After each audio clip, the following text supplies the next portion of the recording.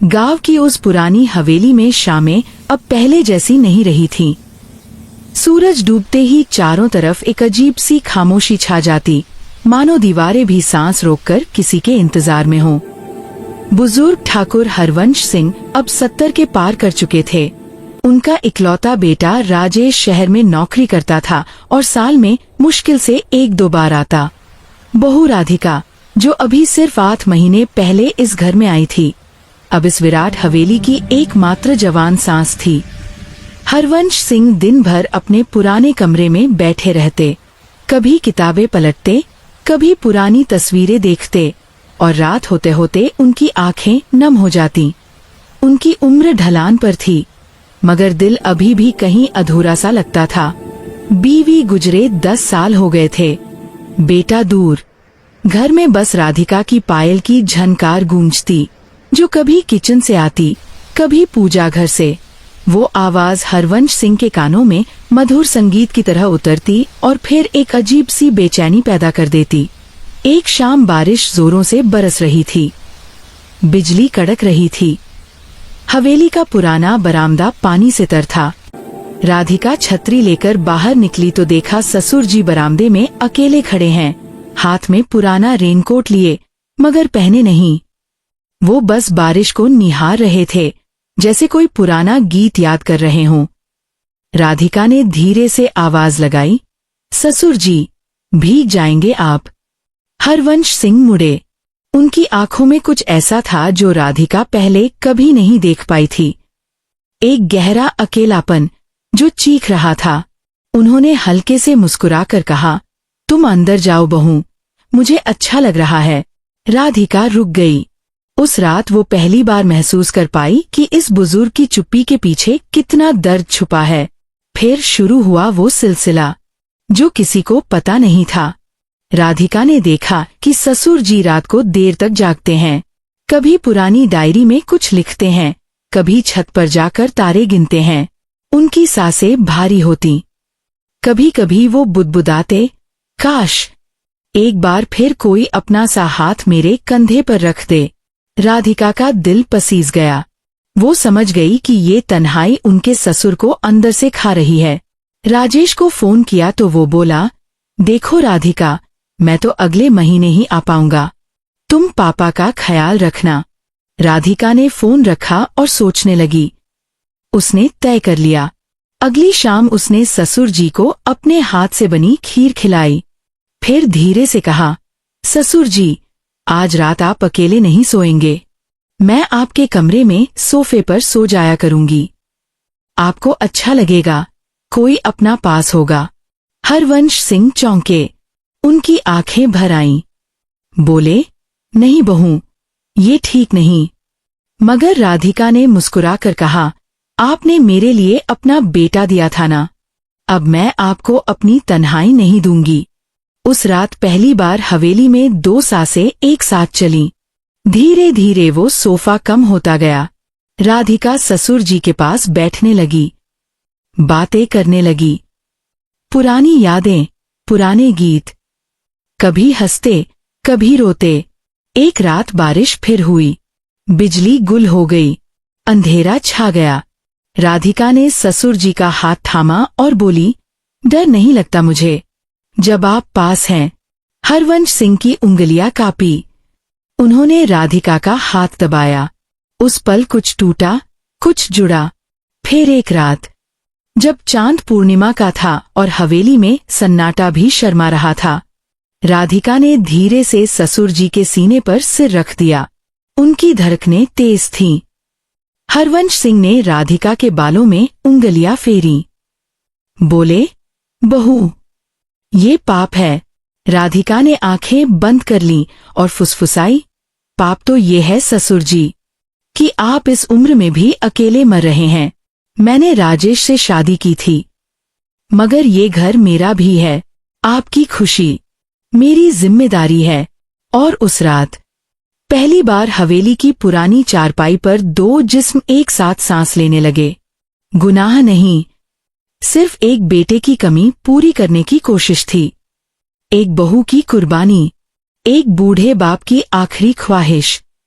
सुबह हुई, बाहर कोयल कूक रही थी। राधिका उठी। ससुर जी अभी सो रहे थे।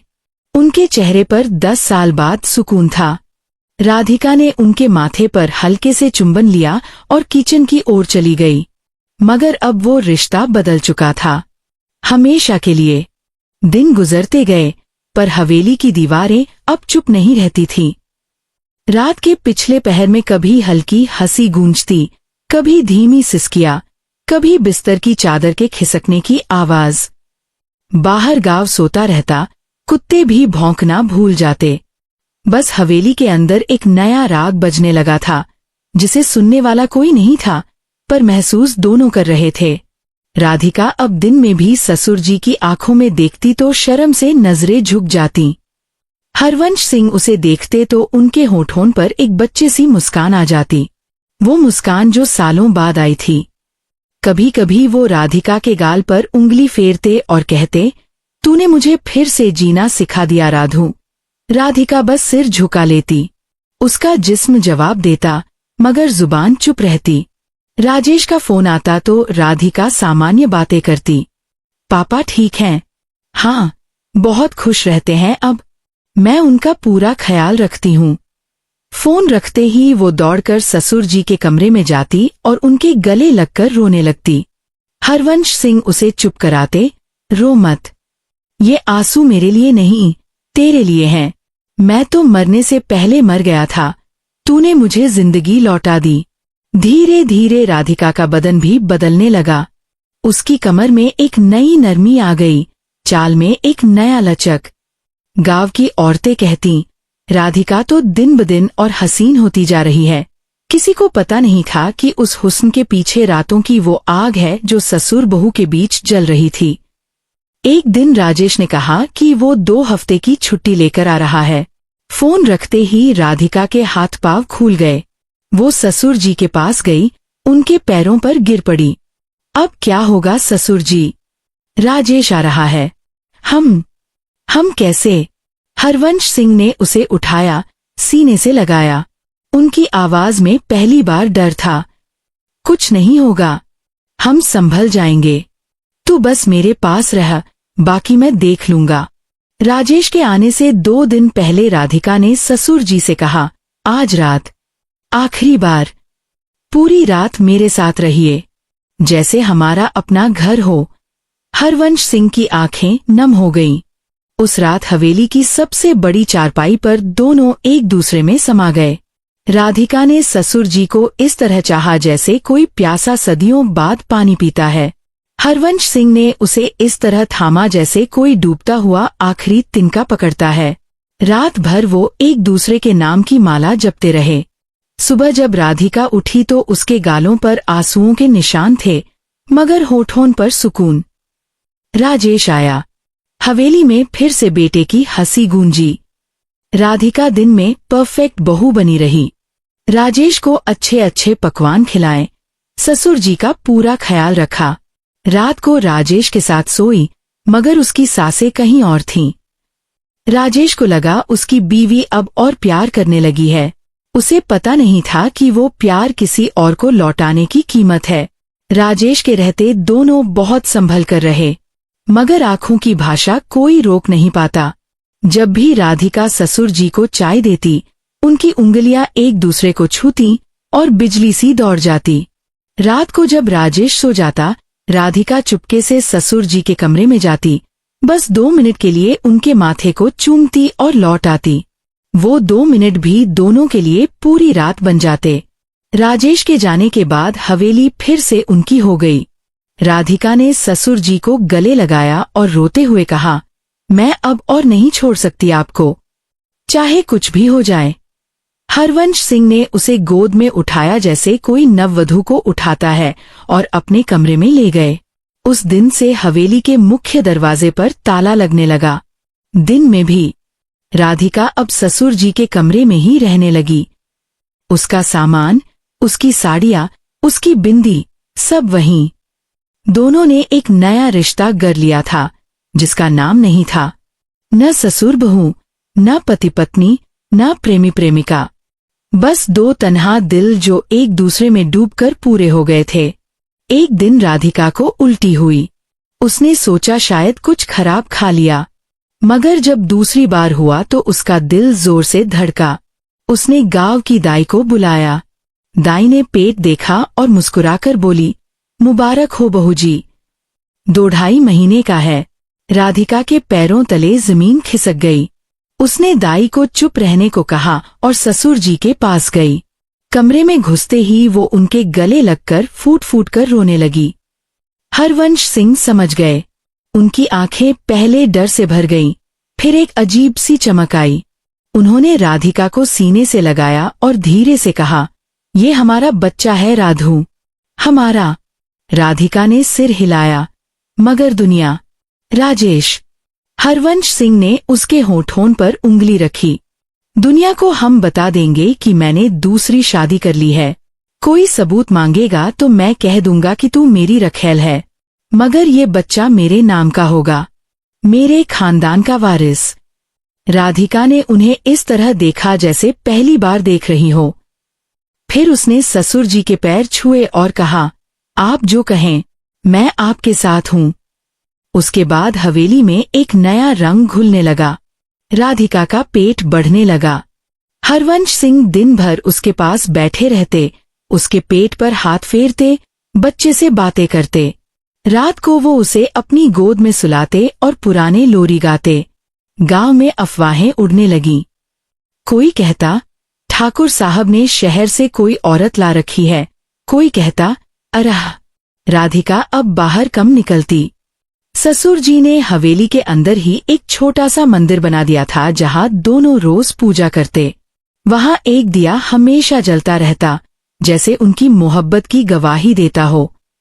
और अब पेट में पल रहा वो बच्चा, वो दोनों के गुनाह और सजा दोनों था, दोनों का प्यार और दोनों की आखिरी सांस। कोई कहता, ठाकुर साहब ने कोई रखैल पाल रखी है। कोई हंसता, बुढ़ापे में भी जोश बाकी है। मगर हवेली के अंदर कोई अफवाह नहीं पहुंचती थी। दोनों ने दुनिया से खुद को काट लिया था। बाहर का दरवाजा बंद, अंदर का दिल खुला। राधिका का पेट अब साफ दिखने लगा था। उसकी साड़ी की चुन्नटें अब पेट को छुपा नहीं पाती थीं। हरवंश सिंह उसके लिए शहर से ढीली ढाली साड़ियां मंगवाते, नरम सूती कुर्ते, जो पेट पर न चुभें। वो खुद उसके पैर दबाते, तेल मालिश करते और धीरे धीरे उसके पेट पर कान लगाकर बच्चे की हरकत सुनते। देख राधू, ये लात मार रहा है, ये मेरा बेटा है, बिल्कुल मेरी तरह जिद्दी। राधिका हंसती और कहती, या बेटी होगी, मेरी तरह आपकी गुलाम। रातें अब और गहरी हो गई थीं। राधिका का बदन भारी था, मगर चाहत कम नहीं हुई थी। वो ससुर जी को अपनी गोद में सिर रखकर सुलाती, उनके सफेद बालों में उंगलियां फिरती। कभी वो खुद उनके सीने पर चढ़ जाती और धीरे धीरे, बहुत धीरे धीरे उनसे मिलती। हरवंश सिंह की सांसें खुल जाती। राधू, बच्चे को तकलीफ ना हो, वो फुसफुसाती। बच्चा तो हमारी मोहब्बत से बना है ससुर जी, इसे हमारी गर्मी अच्छी लगती है। एक रात चांदनी बहुत थी। हवेली की छत पर दोनों चादर बिछाकर लेटे थे। राधिका ने ससुर जी का हाथ अपने पेट पर रखा। बच्चा जोर से लात मारी। हरवंश सिंह की आंखें बंद करके बोले, ये मेरा खानदान है राधू, तूने मुझे वो दिया जो मेरी बीवी भी नहीं दे पाई। दूसरा बच्चा। राधिका चुप हो गई। उसने ससुर जी का चेहरा अपनी ओर घुमाया और गहरे चुंबन में डूब गई। उस रात छत पर ही दोनों एक दूसरे में खो गए। चांद गवाह बना रहा, तारे शर्मा गए। 7वां महीना चल रहा था जब राजेश का फोन आया। मैं आ रहा हूं। पापा की तबीयत कैसी है? राधिका का दिल बैठ गया। उसने ससुर जी को बताया। हरवंश सिंह ने लंबी सांस ली और कहा, अब छुपाना बेकार है, उसे बता देंगे। राजेश आया। हवेली के दरवाजे पर खड़ा रह गया। राधिका का पेट देखकर उसकी आंखें फटी की फटी रह गईं। वो दौड़ा, हरवंश सिंह के पैरों पर गिरा। पापा, ये क्या? हरवंश सिंह ने उसे उठाया और शांत स्वर में कहा, ये मेरा बच्चा है राजेश, तेरी बीवी ने मुझे दिया। राजेश चीखा, पागल हो गए हो तुम दोनों? ये गुनाह है। मैं पुलिस में रिपोर्ट। राधिका आगे आई। उसकी आंखों में आग थी। रिपोर्ट कर देना, मगर ये बच्चा मेरे ससुर जी का है। मैं दुनिया को बता दूंगी। तूने मुझे यहां अकेली छोड़ा था ना, तेरे पापा को मरने के लिए। मैंने उन्हें जिंदगी दी। अब ये घर, ये खानदान, ये बच्चा, सब उनका है, तेरा कुछ नहीं। राजेश रो पड़ा। वो घुटनों पर बैठ गया। हरवंश सिंह ने उसका सिर सहलाया। बेटा, मैं तुझसे बड़ा गुनहगार हूं। मैंने तेरी बीवी को छुआ, मगर ये रिश्ता अब सिर्फ गलत नहीं, सच्चा है। तू चाहे तो चला जा, या रह और अपने भाई या बहन को देख। राजेश 3 दिन तक कमरे में बंद रहा। चौथे दिन वो बाहर आया। आंखें सूजी हुई थी। राधिका के पैर छुए। मैं समझ गया। पापा खुश है ना? बस वही काफी है। फिर उसने हरवंश सिंह को गले लगाया। मैं बाहर ही रहूंगा, मगर बच्चा पैदा हो तो मुझे खबर करना। राजेश चला गया। हवेली फिर से शांत हो गई, मगर अब उस शांति में एक नई आवाज आने वाली थी, एक नन्ही सी किलकारी। 8वां महीना। राधिका को दर्द शुरू हुआ। गांव की दाई आई। हरवंश सिंह बाहर खड़े रहे, हाथ जोड़े, माथा टेकते रहे। राधिका अंदर चीख रही थी, मगर उसकी चीखों में भी एक अजीब सुकून था। ससुर जी, आपके लिए, आपके लिए। और फिर वो पल आया। दाई ने बच्चे को बाहर निकाला। एक बेटा, गोरा, गुलाबी, ठीक हरवंश सिंह जैसा, दूधिया रंग। दाई ने बच्चे को ठाकुर साहब की गोद में दिया। हरवंश सिंह रो पड़े। पहली बार कोई उन्हें पापा नहीं, दादाजी भी नहीं, सिर्फ बाप कहकर पुकारने वाला था। राधिका को होश आया। उसने बच्चे को सीने से लगाया और ससुर जी की ओर देखा। दोनों की आंखें मिली। उसमें न गुनाह था, न पछतावा, सिर्फ एक पूरा, गहरा, अनंत प्यार। बच्चे का नाम रखा गया और वीरेंद्र सिंह, ठाकुर खानदान का वारिस। और हवेली में अब 3 सासें एक साथ चलने लगी। एक बूढ़ा बाप, एक जवान माँ और उनका नन्हा सा राजकुमार। बाहर गांव वाले अब भी अफवाहें उड़ाते थे, मगर अंदर की दीवारें अब हंसती थीं। रातें फिर वही हो गई थीं। बच्चा सो जाता तो राधिका ससुर जी के सीने पर सिर रखती और फुसफुसाती, अब और एक बनाए। हरवंश सिंह हंसते, पागल है तू, मगर हाँ, बनाए। और इस तरह वो गुनाह चलता रहा, पीढ़ी दर पीढ़ी, क्योंकि अब ये गुनाह नहीं, एक नया धर्म बन चुका था, ठाकुर हरवंश सिंह और उनकी राधिका का धर्म। समय बीता। वीरेंद्र बड़ा होने लगा। उसे कभी पता नहीं चला कि उसकी माँ असल में उसकी दादी है या कुछ और। उसे सिर्फ इतना पता था कि उसके पापा बहुत प्यार करते हैं उसकी माँ को, और वो दोनों उसे बहुत प्यार करते हैं। एक दिन वीरेंद्र ने पूछा, पापा, आप मम्मी को इतना प्यार क्यों करते हो? हरवंश सिंह ने उसे गोद में उठाया और कहा, क्योंकि तेरी मम्मी ने मुझे मरने नहीं दिया बेटा, उसने मुझे जिंदगी दी। राधिका दूर खड़ी मुस्कुरा रही थी। उसकी आंखों में अब भी वही आग थी जो पहली रात जली थी, और वो आग कभी बुझने वाली नहीं थी। हवेली की दीवारें अब पुरानी नहीं लगती थीं। उनमें एक नई जान थी, एक नया रंग, एक नया गीत, जो सिर्फ 3 लोग सुनते थे, बाप, माँ और उनका बेटा। और बाहर की दुनिया, वो तो बस अफवाहें उड़ाती रही, मगर अंदर वो रिश्ता दिन ब दिन और गहरा होता गया, और मजबूत, और पवित्र, क्योंकि अब वो सिर्फ देह नहीं, आत्मा का मिलन था, अनंत का, अमर का। आड टू चैट। वर्ष बीतते चले गए। वीरेंद्र अब 10 साल का हो चुका था। लंबा, गोरा, ठाकुर खानदान की नाकंश साफ झलकती थी। गांव के बच्चे उसे छोटे ठाकुर कहकर चिढ़ाते, मगर वो हंस देता। उसे पता था कि उसका बाप कोई साधारण बूढ़ा नहीं, बल्कि गांव का सबसे ताकतवर आदमी है, जिसके नाम की लोग धड़कन से डरते हैं। हरवंश सिंह अब 80 के करीब पहुंच चुके थे, मगर पीठ अभी भी सीधी थी। सफेद दाढ़ी में भी वही पुराना रुतबा। राधिका अभी भी जवान लगती थी।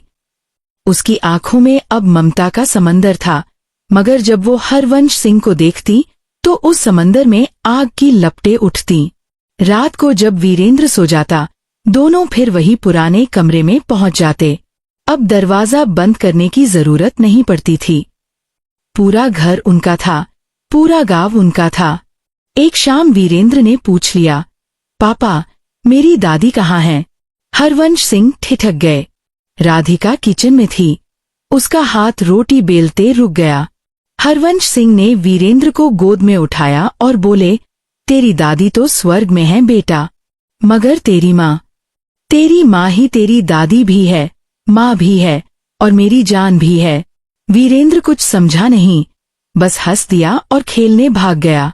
मगर राधिका की आंखें भर आईं। उस रात वो हरवंश सिंह के सीने पर सिर रखकर रोती रही। हमने इसे सच से दूर रखा, एक दिन इसे पता चलेगा तो। हरवंश सिंह ने उसके आंसू पोंछे।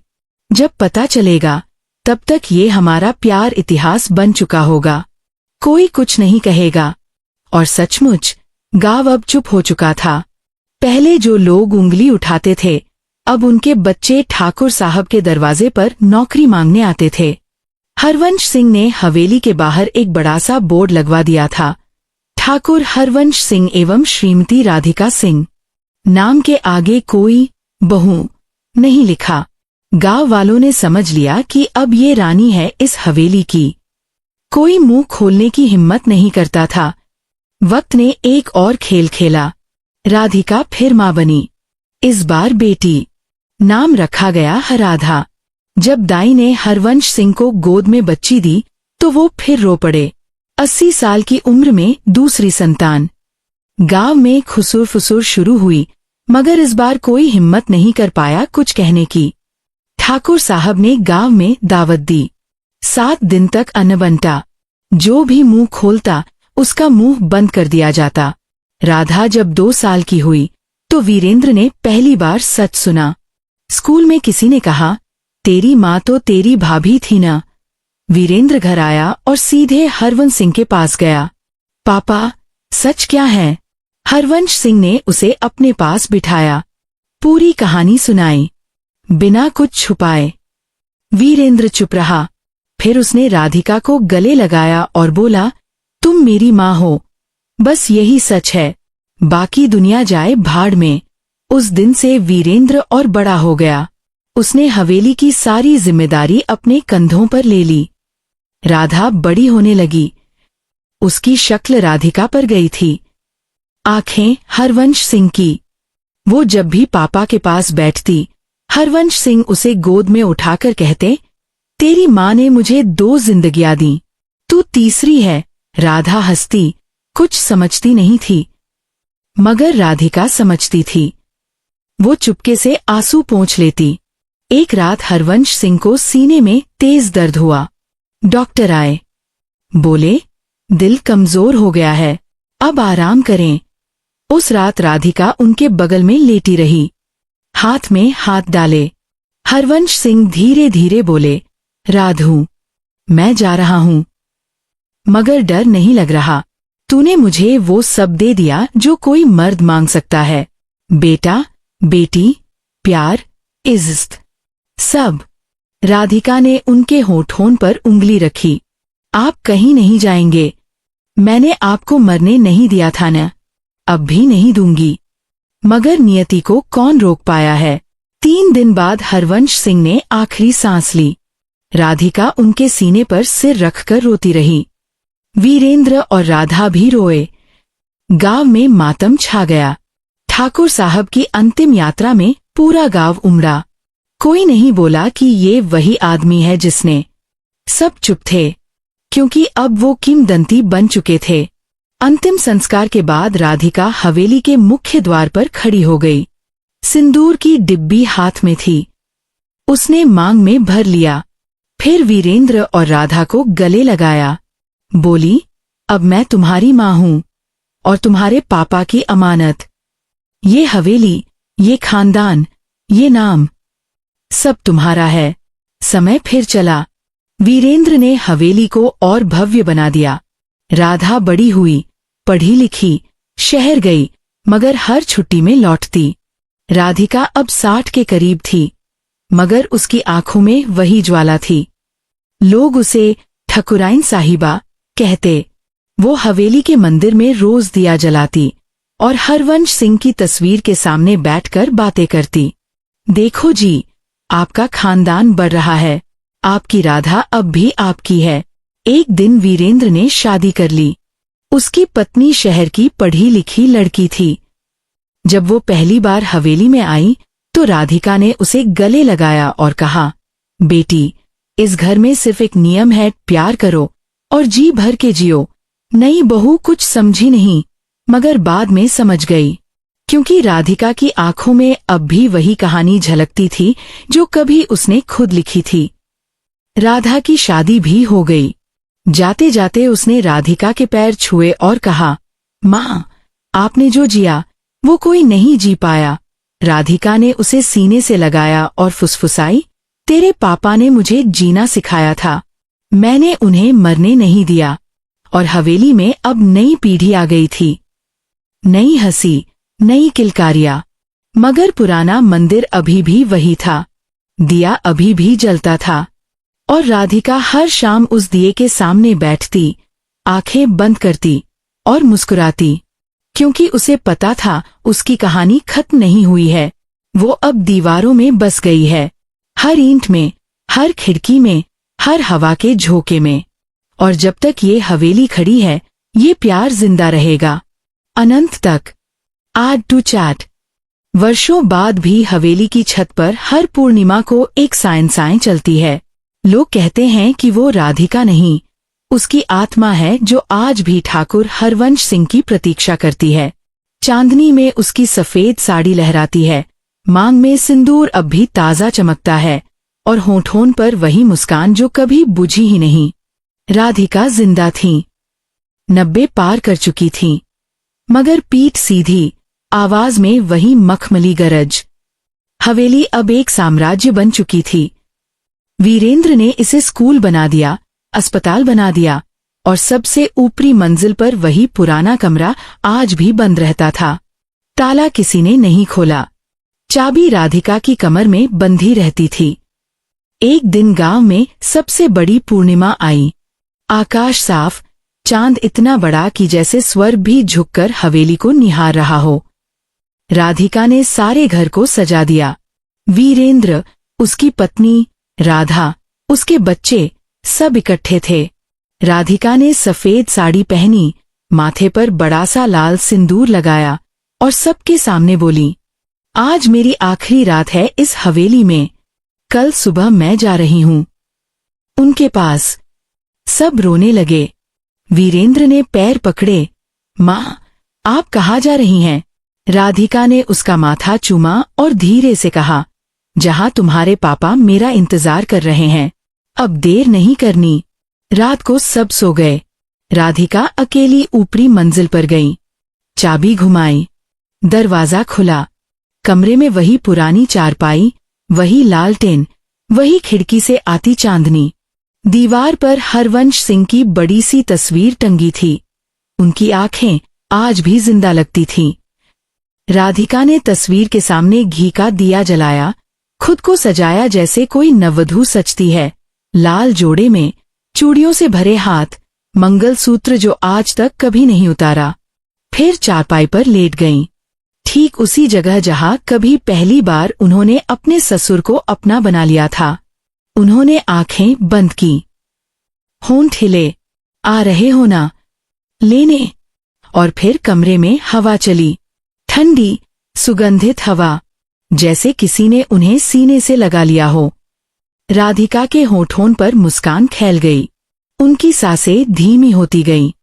दिया हल्के से झूलकर बुझ गया। चांदनी कमरे में पूरी तरह उतर आई। सुबह जब वीरेंद्र ऊपर पहुंचा तो दरवाजा खुला था।